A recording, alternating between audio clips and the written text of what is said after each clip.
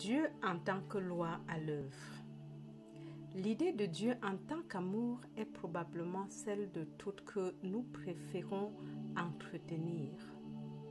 Environ 400 ans avant la naissance de Jésus, Socrate prouva que l'amour de Dieu se reconnaissait par sa loi. À un certain moment de notre voyage spirituel, il devient nécessaire de réfléchir sur la notion de la loi de Dieu et nous découvrons alors que nous devons accorder une grande attention à cette notion si nous voulons vivre dans l'harmonie, la plénitude et l'achèvement. Vivre dans l'unicité ou l'union avec la vérité et avec l'amour.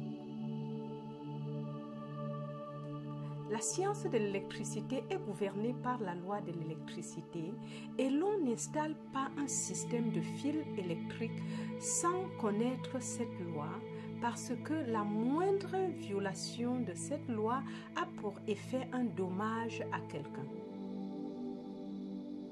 Comme est vrai aussi la loi qui est Dieu.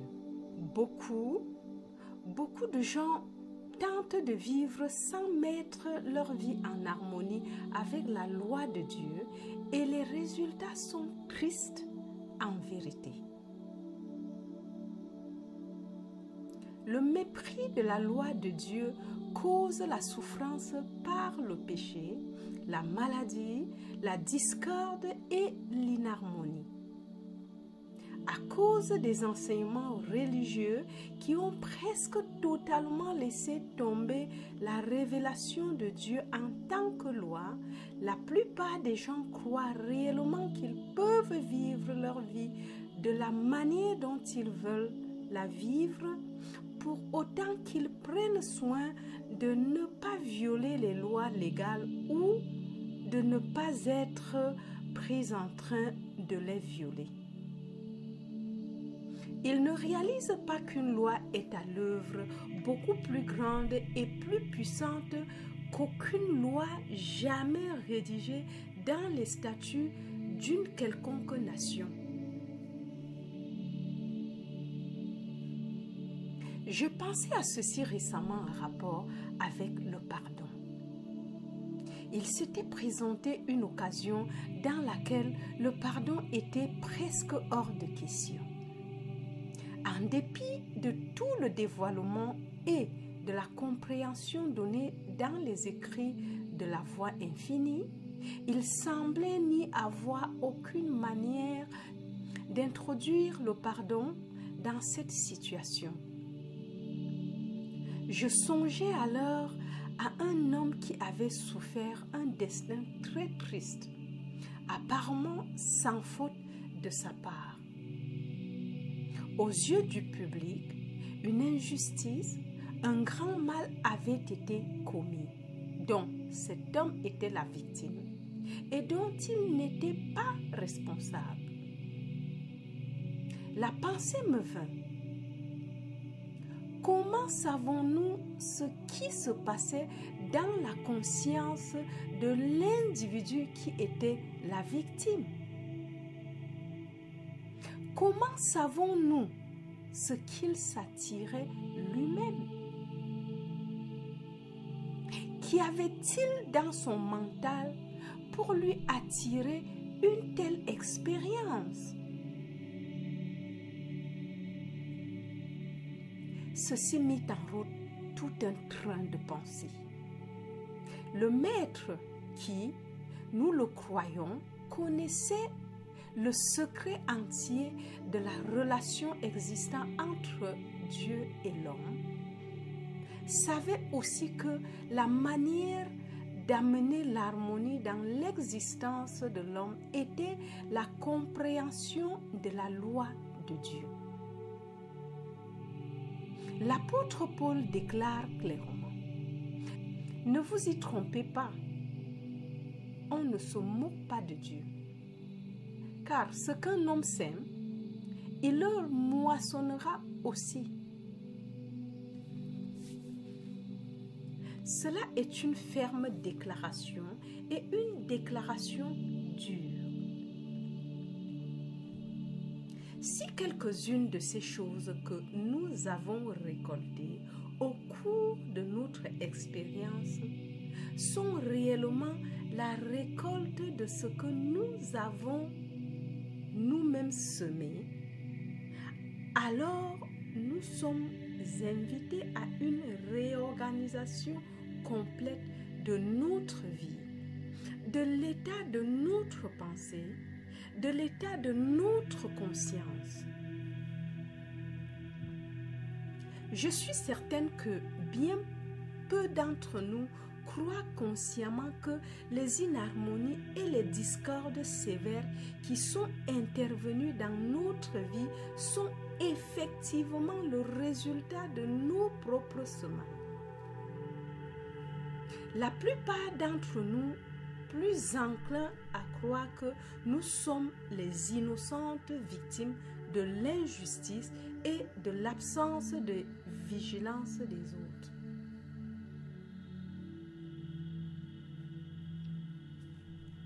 Paul, allant plus loin, nous montre comment améliorer nos semailles afin que nos récoltes se rapprochent davantage de l'harmonie.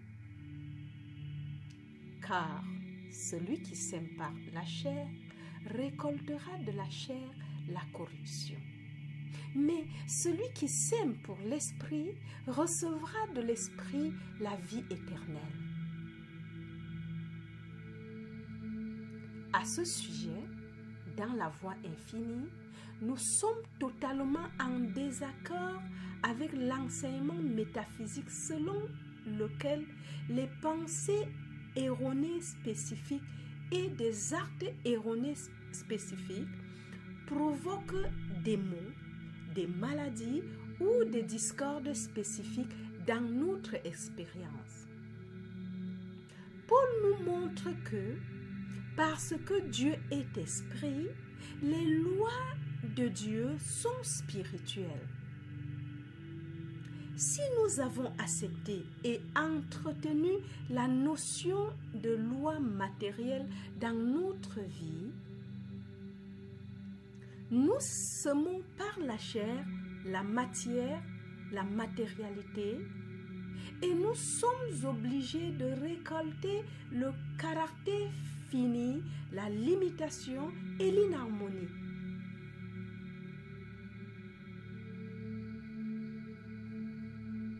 Ce sujet est d'une importance considérable pour ceux d'entre nous qui sont étudiants sur la voie. Il est probable que chacun de nous a cru, dans une certaine mesure, que certaines de nos inharmonies et discordes étaient causées par d'autres personnes, et c'est exactement là que nous devons mettre en scène la loi du pardon. La première chose que nous demandons est: comment puis-je pardonner à un tel ce tort terrible? Nous devons oublier l'idée de pardonner à un tel et nous devons reconnaître que nous récoltons comme nous avons semé. Au lieu de blâmer un autre, nous devons faire l'aveu, ici et maintenant, qu'une attitude erronée de notre part, une attitude mentale ou une action fausse nous a attiré cette expérience, et reconnaître que si elle ne s'était pas présentée à travers cette personne, elle serait le plus certainement du monde arrivée par une autre, puisque cette expérience devait nous atteindre. Nous l'avions attirée à nous.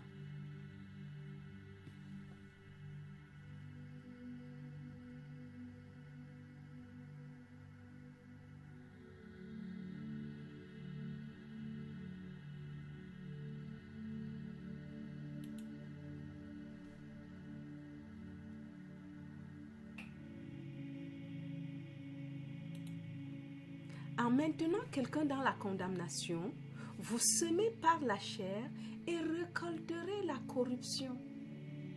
Mais en ne blâmant pas une autre personne, vous retirez cette graine semée par vous. Reconnaissez maintenant que personne sur la terre, dans le ciel ou en enfer n'a le pouvoir de vous restreindre, de vous blesser ou de vous influencer d'une manière quelconque. Reconnaissez maintenant que tout le pouvoir réside dans votre âme. Vous serez alors de nouveau en train de s'aimer pour l'esprit et vous récolterez la liberté, la paix et l'harmonie. Comprenez, s'il vous plaît, qu'il ne vous est pas enseigné d'examiner vos pensées pour voir quelle erreur s'y est introduite aujourd'hui ou hier ou il y a 10 ans, afin de la corriger. Il s'agit au contraire d'un enseignement dans lequel vous apprenez que penser matériellement doit engendrer des conditions matérielles, mais qu'être conscient des choses spirituelles, demeurer dans la parole et laisser la parole demeurer en vous, produira des fruits spirituels.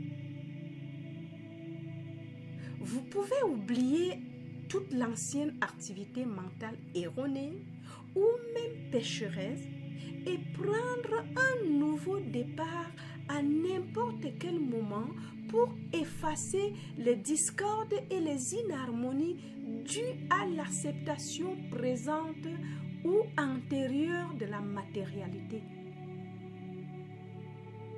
En vous tournant vers l'esprit, vous commencez aussitôt à récolter l'harmonie, la santé, la plénitude et l'accomplissement.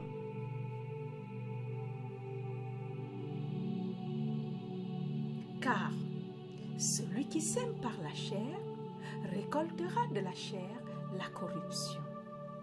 Signifie que si vous placez votre espoir, votre foi et votre confiance dans la forme ou la création, vous semez pour la chair.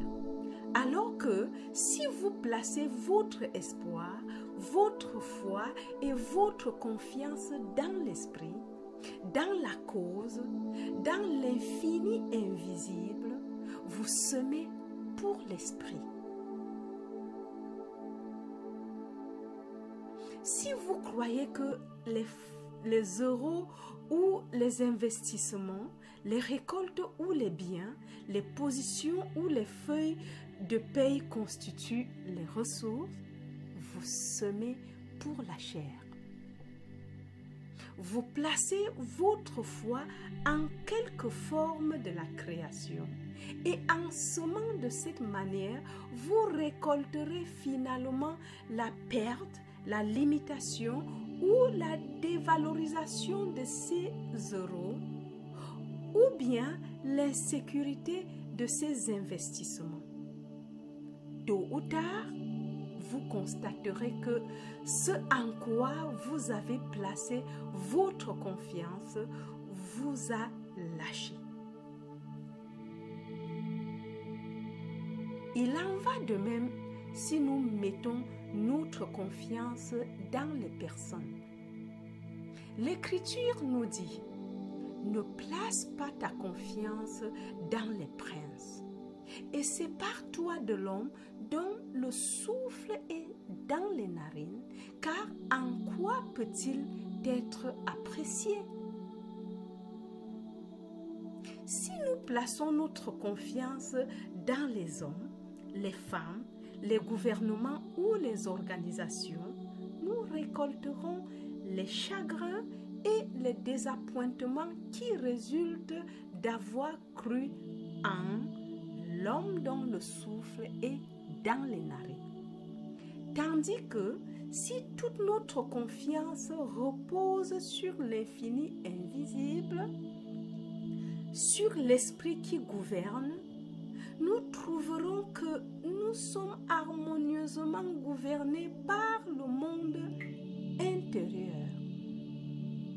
Nous devons avoir toujours des hommes crédibles et dignes de confiance au poste de responsabilité, mais au lieu de compter sur eux pour l'intégrité, la loyauté et la fidélité, nous devons regarder vers l'esprit qui les anime et anime tous les hommes pour accomplir ses fonctions. Si nous comptons sur l'homme pour l'indulgence, la justice ou l'appréciation, tôt ou tard, quelqu'un nous décevra. Dans la brochure Amour et gratitude, ce principe entier est expliqué et il devient pratique dans la mesure où il nous fait réaliser que même si notre approvisionnement semble nous venir par des gens, il vient en réalité de l'infini invisible de notre propre être, du royaume de Dieu au-dedans de nous. Si tout en accueillant notre approvisionnement de nos employeurs ou de nos investissements, ou bien tout en acceptant l'amour de notre mari, de notre femme, de nos enfants ou de nos amis, nous réservons une place au-dedans de notre conscience pour réaliser. Oui, bien sûr, mais je ne suis pas dépendant de ces choses extérieures, puisque je sais que le royaume de Dieu est au-dedans de moi et qu'il est la source de mon approvisionnement et de l'amour que je reçois. Alors, nous sommes en train de s'aimer pour l'esprit et nous récolterons nos ressources spirituelles, même si leurs canaux habituels étaient coupés. En semant pour l'esprit, nous récolterons spirituellement.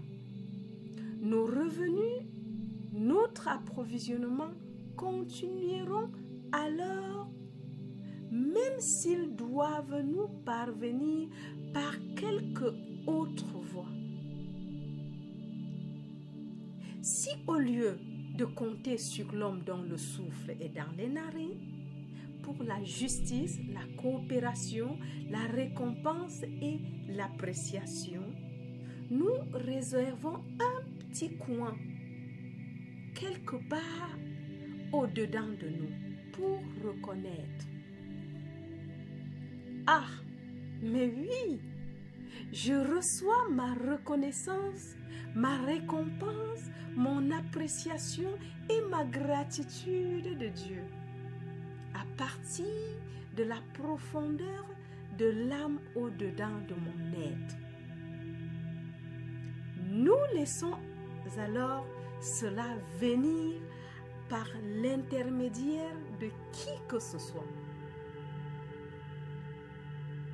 L'appréciation, la récompense, la gratitude, l'amour et l'approvisionnement ne seront jamais retenus. Et si ceux qui se trouvent en être les moyens étaient éloignés, leur place serait prise par d'autres. En semant spirituellement, en réservant une petite zone de notre conscience à la reconnaissance constante que toute appréciation, toute gratitude et tout amour se trouvent dans le royaume de Dieu au-dedans de nous, nous récoltons notre bien spirituel. Nous avons tous été d'innocentes victimes du calendrier. Parce que nous avons réellement cru que nous vieillissons à mesure que chaque jour et chaque année était rayé et que le corps perdait de sa force, de sa vitalité et de son ardeur. Nous avons cru que jusqu'à la trentaine, nous croissions en maturité, en force et en vitalité. Mais après la trentaine et la quarantaine, nous avons accepté la croyance universelle que la fuite des années entraînait aussi la fuite de la jeunesse, de la vitalité et de la force. Cela est encore semé pour la chair parce que nous plaçons l'harmonie de notre corps et de notre santé où elle n'est pas. Le pouvoir de notre corps et de notre santé, le pouvoir de notre immortalité est dans l'esprit.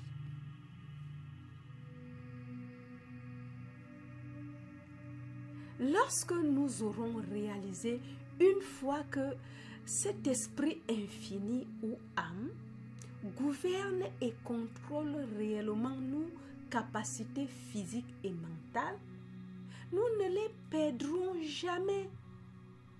Elles seront maintenues pour l'éternité. Il n'existera pas une chose telle qu'un corps ou un mental épuisé à 70 ans, ni à 110.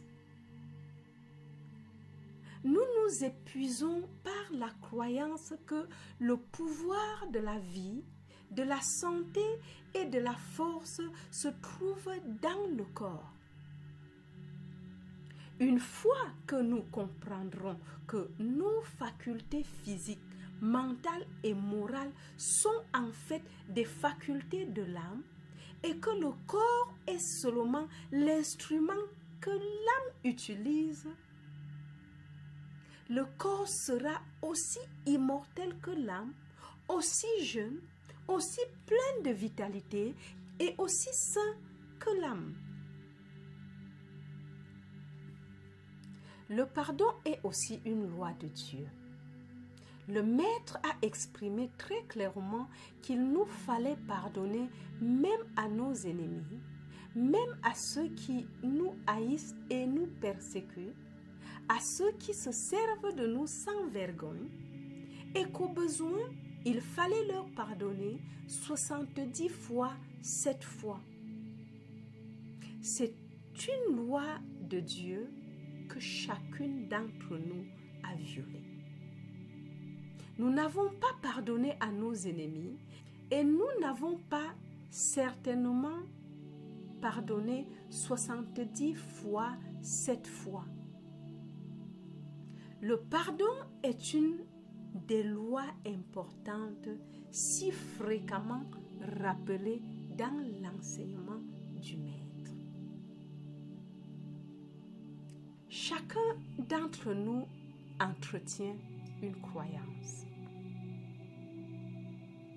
Peut-être une minuscule croyance qu'une discorde, un manque d'harmonie ou une erreur dans notre vie est due à quelque autre personne, dans le présent, dans le passé, voire même dans le futur, et nous violons ainsi la loi du pardon.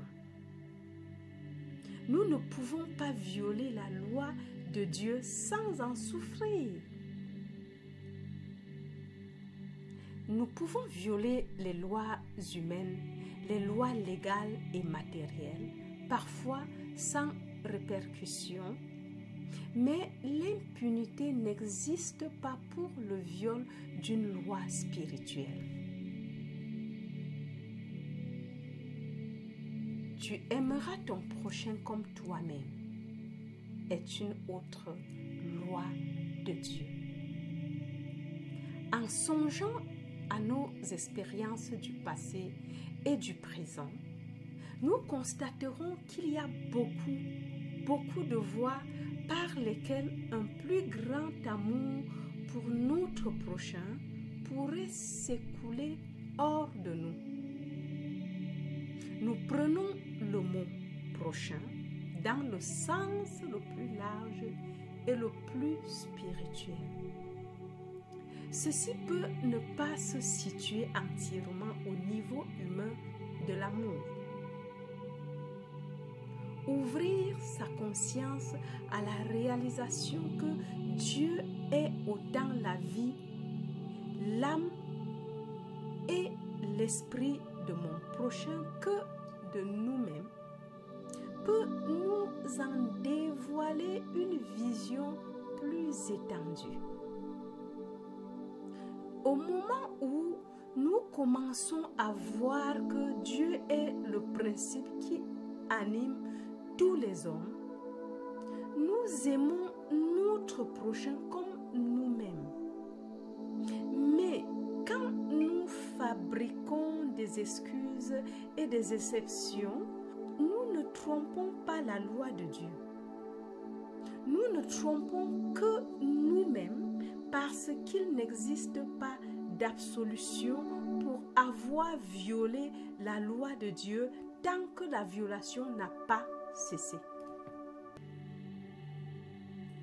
En étudiant l'enseignement du Maître dans les évangiles, nous trouvons les lois d'amour et de pardon, ainsi que la loi du service rendu. Car j'ai eu faim et vous m'avez donné à manger. J'ai eu soif et vous m'avez donné à boire. J'étais étranger et vous m'avez recueilli. J'étais nu et vous m'avez vêtu. J'étais malade et vous m'avez visité. J'étais en prison et vous êtes venu vers moi.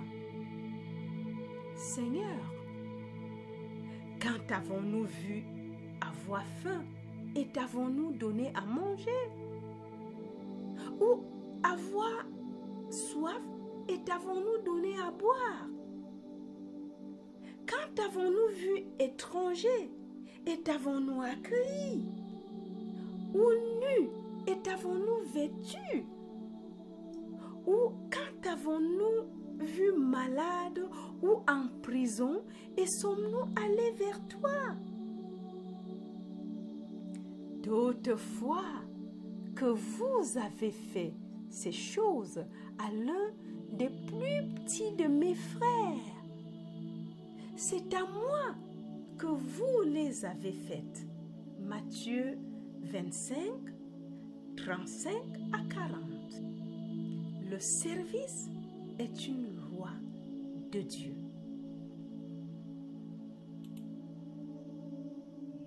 Tu aimeras le Seigneur, ton Dieu, de tout ton cœur, de toute ton âme et de toute ta pensée.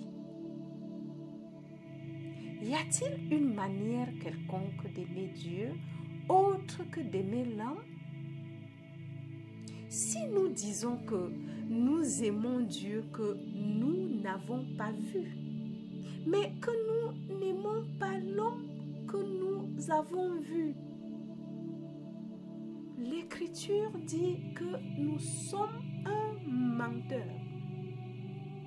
Par conséquent, la seule façon pour nous d'aimer Dieu de tout notre cœur et âme, de toute notre pensée, est d'aimer l'homme. Cet amour est extériorisé non seulement par le service que nous rendons à l'homme, par la gentillesse et le pardon, mais aussi par notre réalisation que Dieu est la somme totale de l'être de l'homme individuel. Plus nous pouvons réaliser que Dieu est la loi de notre prochain, que Dieu est l'âme, la substance, l'influence dirigeante, le principe qui supporte et approvisionne notre prochain, plus nous aimons notre prochain comme nous-mêmes et en même temps, plus nous aimons Dieu.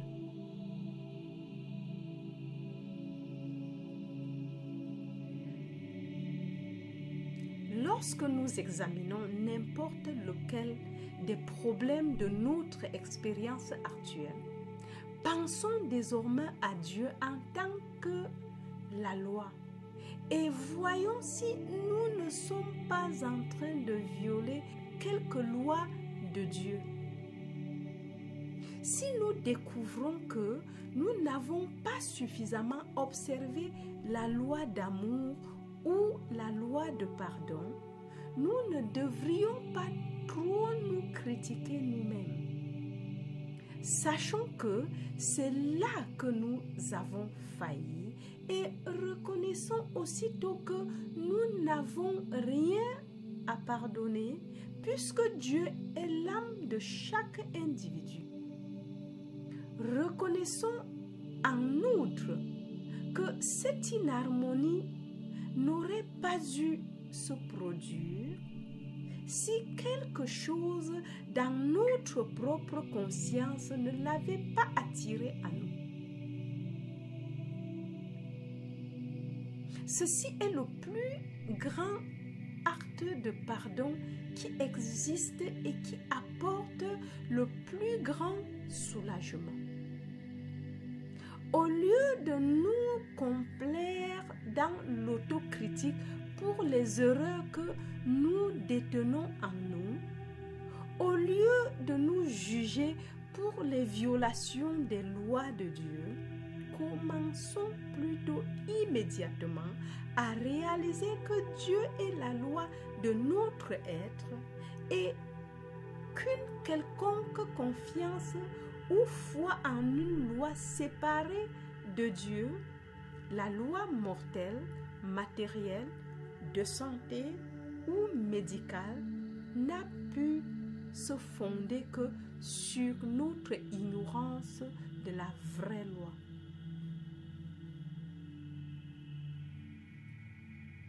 Nous arrivons maintenant à une des lois les plus importantes que nous rencontrerons jamais. Il n'y a aucun temps qui soit hier. Il n'existe aucune sanction pour une erreur d'hier. La seule sanction est pour l'erreur de cette minute. Si à cette minute, nous plaçons notre foi dans une loi matérielle, nous payons alors l'amende pour cette foi. Si, en ce moment, nous n'appliquons pas la loi du pardon, c'est à ce moment que nous encourons la sanction. Et c'est pourquoi rien de ce qui est arrivé hier n'a la moindre place dans notre expérience d'aujourd'hui. C'est seulement si nos hier étaient faits de confiance en la loi spirituelle que nous récoltons aujourd'hui les bénéfices de la loi spirituelle. Ceci est la seule fois où hier devient une partie vivante et vitale d'aujourd'hui. Le semi-spirituel que nous avons fait hier nous donne notre récolte spirituelle harmonieuse d'aujourd'hui et de demain. Le semi-matérialiste d'hier n'a aucun pouvoir, sauf dans la mesure où nous transportons dans aujourd'hui cette ignorance d'hier. 2 fois 2 font 4. Il peut y avoir eu des milliers d'hier au cours desquels nous avons cru que 2 fois 2 faisait 5. Mais il n'y a aucune sanction lorsque nous reconnaissons et avouons notre erreur. Chaque sanction pour notre ignorance d'hier, chaque sanction pour notre semi-matérialiste est effacée au moment même où nous reconnaissons que la loi de Dieu est l'influence qui nous gouverne.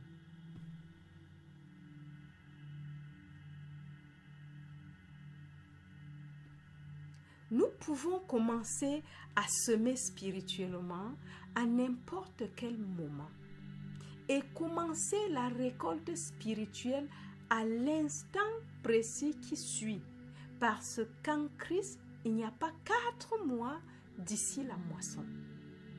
En Christ, la récolte est dans le sol avant que la graine ne soit sémée. Avant qu'ils appellent, je répondrai. Et avant qu'ils aient fini de parler, j'entendrai.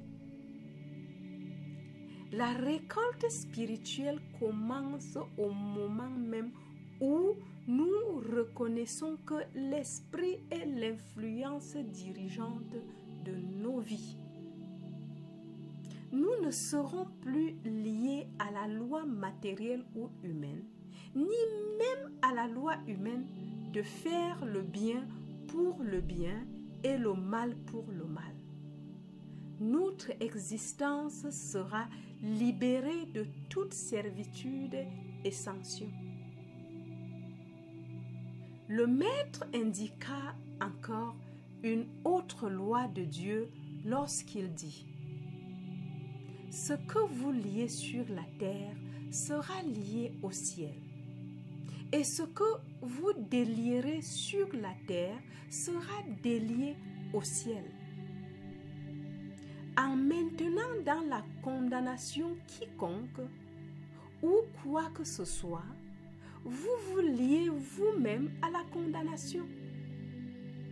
Réalisez que vous êtes une unité complète et parfaite, consciemment une avec le Père, et que tout ce qu'a le Père trouve à travers vous une sortie vers le monde. Soyez satisfaits de voir que le bien s'écoule autant vers le pécheur que vers le saint. Ne gardez personne en servitude. Délivrez chacun et vous trouverez votre liberté en Dieu, en Christ. En reconnaissant Dieu comme la source de votre vie, des qualités et des activités de votre corps, la source de votre amour et de votre approvisionnement, et même la source de vos pouvoirs de pardon, vous semez pour l'esprit. Mais souvenez-vous que chaque fois que vous entretenez une certaine foi en la créature ou quelques craintes d'elle, vous êtes en train de renier le pouvoir du Créateur et de semer pour la chair dans la même proportion que cette foi ou crainte. On vous demande de placer votre foi, votre espoir, votre appui, votre confiance et votre totalité dans l'esprit, dans l'infini invisible, au lieu de les placer dans une des nombreuses formes sous lesquelles apparaît l'invisible. À mesure que vous apprenez à retirer du monde extérieur votre foi et votre crainte et à placer votre confiance entière dans l'infini invisible, vous semez pour l'esprit et vous récolterez vraiment la vie éternelle. En réfléchissant à l'idée de Dieu en tant que loi, vous verrez qu'il n'y a aucune mesure d'avoir recours à un Dieu ou de prier Dieu en espérant quelques bénéfices de Dieu. Ce serait une violation de la loi spirituelle et même Dieu ne peut pas violer sa propre loi. Nous devons donc apprendre à ne pas tenter de faire descendre Dieu vers nous ou de le plier à notre vouloir et à notre caprice, mais nous devons plutôt chercher à comprendre sa loi et sa volonté et à nous mettre en harmonie avec elle. Comme Abraham Lincoln l'a déclaré une fois, je ne me préoccupe pas autant de savoir si Dieu est de mon côté que je me préoccupe d'être sûr que je suis du côté de Dieu. Il en va de même pour nous. Ne nous préoccupons pas d'amener le pouvoir de Dieu dans notre expérience, mais préoccupons-nous de comprendre la loi et la volonté de Dieu et de